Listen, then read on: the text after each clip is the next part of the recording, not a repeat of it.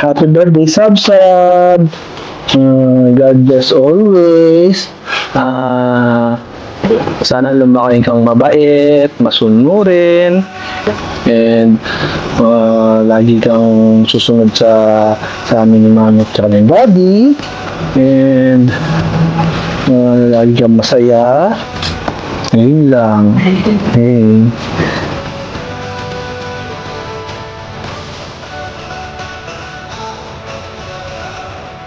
Happy birthday, Sab! We can't believe actually that it's been already a year since we welcome you. As what I've said during your binyag, know that you have been prayed for. We have waited for you for 6 long years.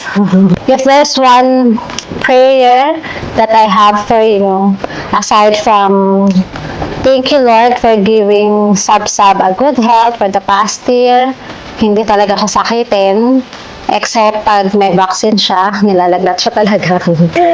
But, sana when you grow up, same tayo ni Uwa, the way we bonded, kung paano kami ni Mama, sana ganun din tayo hanggang paglaki mo, parang hindi ka paghiwalay. We love you, baby. We love you so much.